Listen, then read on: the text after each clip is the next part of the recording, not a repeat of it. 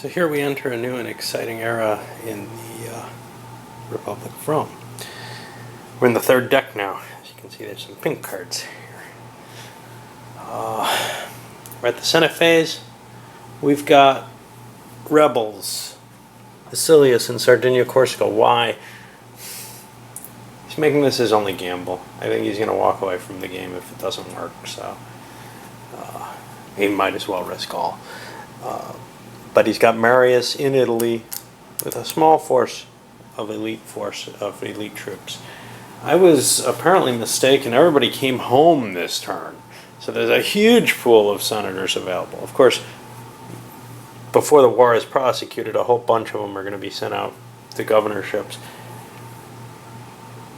I'm not sure what happens if people who just came back from governorships are all that's left. I think that's a situation the rules actually don't handle. People who left who just came back from governorships can't be forced to take one, but there may be enough people in Rome that have just come back from governorships that all the people who don't have governorships might be filled and still leave some governorships open. There's a lot of them there. I don't think I've ever been in this situation before. What else do we have? Oh yeah, well here's the thing. That counts as two wars. One for Sardinia Corsica and one for the invasion. There's a third war that showed up. I forgot to roll for this. The Sicilian slave revolt. So Rome's not in danger of falling yet. But there's a lot of problems in place. The fourth thing, the invasion of Germany, this is an optional war for Rome. They're not going to take this at this kind of time.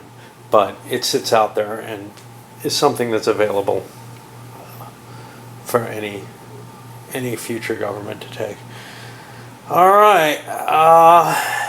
The one good thing from Rome's point of view, one, they have most of their army. So they should be able to beat that. There are 3 wars out there, so they can declare a dictator. And they can probably prosecute all 3. The slave revolt isn't that heavy, and they want to kill it. It's an annoyance if they don't, because it causes a drought. Asilius is pretty easy. They might leave him alone, but Marius, he's going to be the tough one, and that's where they want to apply the dictator and the majority of their power. We'll see if they can come to some sort of agreement. There's the other thing. One of the events that came up, the second Catiline conspiracy. This is actually the first one because we didn't have the first one yet. But came up, and the Rome Council chose to hit this faction, and ended up, one family ended up in the bottom of the deck, or in the bottom of the sea. But his popularity went down to -4 for this. It went from +4 to -4. And that changes the unrest situation, which went up as well. We're going to see how this all plays out. But as of, there's a drought. That actually 9, 10, 11, or 9, 8, 7. Goes up one more. And 1 for the drought. And there's a manpower shortage. None of this really matters too much. Rome has tons of money for the manpower. If there was a complete revolt, that would be a victory for the rebel, but that's not going to happen. Chances are he's going to be defeated before anything too horrible happens, but we'll see what turns out. Well, the Senate's will has been decided. The consuls Aemilius and Flaminius plans to engage all 3 wars, but when the numbers finally were calculated out, that isn't going to work. So they nominated Cornelius Sulla, who is going to die, and that's one of the bonuses, and that's what stretches it out. If you had to keep sending people to these wars, it may actually be a big minus to the way I play it, but I hate the simulation value, or there's such an inconsistency to letting some statesmen live throughout all three Roman periods. That's what bugs me the most. So I'd rather have a little less of the game match the feel of Rome at any particular time, so long as the whole span of the history is. Again, I'm not sure I would ever introduce this to a multiplayer situation. Anyway, he's got the majority of the forces, and he's going to face Marius. How fitting. The other force is gathered together under Flaminius. Big navy built up. Remember, there was a manpower shortage, so that was kind of expensive, to go take Acilius on. He's got to fight a naval battle because there's so many fleets there. And they're going to ignore the Sicilian slave revolt, which destroyed the grain concession here. And, both are kind of a crapshoot. They're not absolutely guaranteed, but, maybe they should have thrown a little bit more strength towards Sulla. I'm not sure. This one, they should be able to get a naval victory, but I'm not sure they can get a land victory. Well, we'll see. So Sulla was victorious. Now, he tested his loyalties, just because I wanted to see, and he would like to go for it. Here's the problem. This could be this condensed period where age shouldn't really matter at this point. But it might not be. What I'm going to do is I'm going to roll a die. On a 5 or a 6, Sulla dies before he can make his revolt happen. Otherwise, he's going to get to go on, and nobody's going to age on this turn. It's kind of a real tweak, but I think time not going on is the only way to really represent the reality compared to the play. It's not a 5 or a 6. Time's not going to pass. What that means is incomes aren't going to be collected. A lot of things aren't going to happen that normally do. I'm just going to make this an emergency turn. There's still going to be a forum phase. There could still be more wars coming out. But the biggie is Sulla's going to have his shot, as it were. I didn't want to remove that chance just because he's too old. And this is just a tweak for this situation with my special rules. Alright, red card play is still allowable though. Why make things complicated, I think to myself. Instead of skipping income and all that, I'm just playing it out exactly like a normal turn, minus my aging roll. That's it. At the end of this turn, if there's not a special circumstance that requires halting,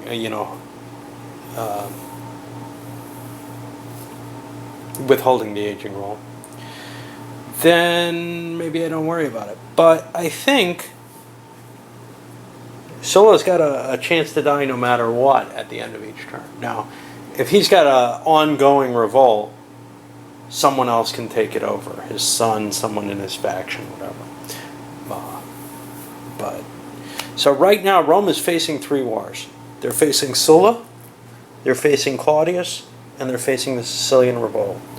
And things look kind of iffy for them, and kind of more exciting than they've been for a while.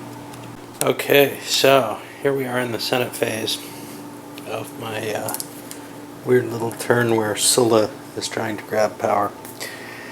And Rome is definitely in serious trouble here. 2 more wars showed up, the Parthian War and the Social War. Defeating Cornelius may be impossible at this point. Because if there's 4 wars, so right now there's 5 wars in extent. He has Cornelius, which is probably the heaviest of all of them. He's got Claudius over in Africa, which counts as an active war. He's got the Social War, the Parthian War, and the Sicilian Slave Revolt. It seems like facing Sulla is going to be too hard.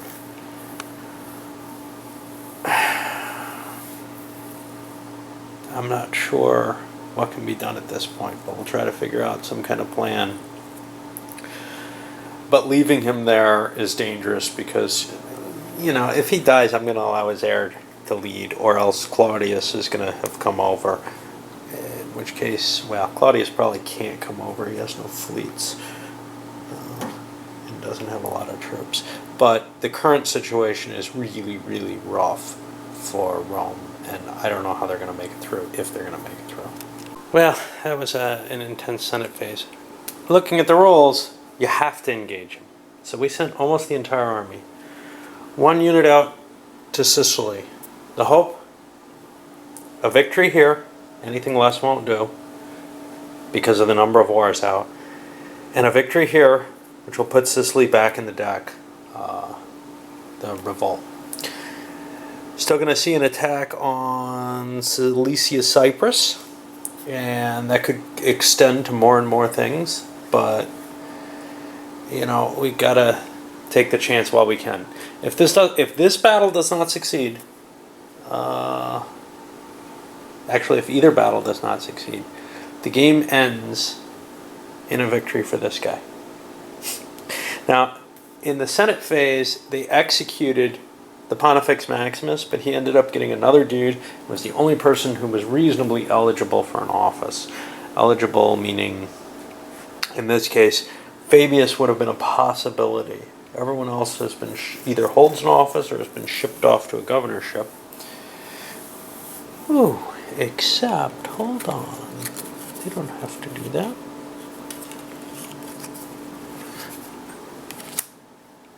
They did not have to give a 10. The Vententian law allows someone to hold office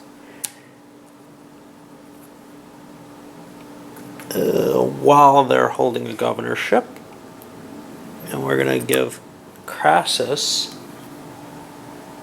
that's too much. We'll give Sempronius here the Pontifex Maximus. Now he's actually in Rome now, which just upped their votes to 8. But because he's got some surrogate near Spain. That surrogate has no combat value or anything, which could be a weird situation, but that's what this law allows, and it really was necessary in this case. By bringing him back, there's another senator in Rome, but we still needed him temporarily. Okay. So the battles, we got 2. Let's see what happens. Well, Rome survived, but I want to talk a little bit about the Senate phase because I skipped over something important. This guy over here insisted, essentially using tribunes and other artifices, that he have both the Roman Field Council, and then broke his agreements and made Manlius the dictator. Hope here is that Manlius will have enough forces to come back and do his own revolt, but that wasn't going to be possible because they weren't able to engage Claudius in Africa. Now he's still the rebel, so Manlius has to return his forces. So his play for power doesn't happen here. We're going to go back to the normal aging routine because Claudius is young enough that he can. And as to the battle, well, Sicily's getting dealt back into the deck. What's his name? Cornelius Sulla was killed, and his son remains in the faction because he was the faction leader. The only way you can lose a leader permanently is through the assassination mechanism, and only if you're the assassin, actually. And that's the only way to get knocked out of the game.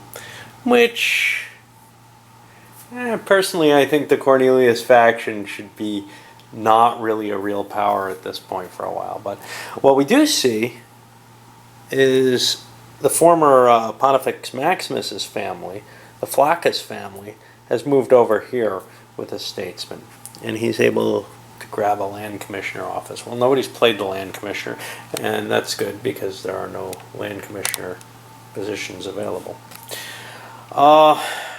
that was a big turn. That was a real big turn, and I forgot to roll for. Okay, good old Mithridates didn't last. And the concession comes back. No, I couldn't yet.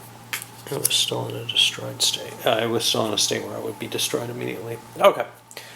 But I just have to improve one of those legions, and things are looking a little shinier for Rome. It's still not great. They're still facing 3 wars, essentially.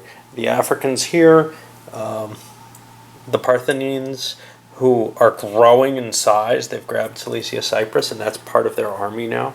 And eventually they're going to get, it doesn't stay, they're going to get, the next move is what? The next move is Bithynia Pontus. That doesn't exist yet. Syria doesn't exist yet, but Asia does. So they're going to attack Asia directly. If they get that, they become quite a potent force, and that has to be stopped soon. Maybe sooner than dealing with Claudius back here, who's in revolt. Although that's pretty important too, I'd say, because that allows someone to win if Rome goes over the board. But things have definitely, from that kind of peaceful period, have gone into a much more turbulent one again, between these revolts and then this slew of wars. We'll see how it goes, but we're going to be paying. Ooh, I forgot to pay last time. 20. I think I only had the Sicilian War out. Okay. All right. Oh, I had another one, didn't I? Yep, 2 more actually. There we go. The wars of the revolt count as well. All right, I'm gonna send this one up. I was kind of hoping this would be the wrap, but it ain't. And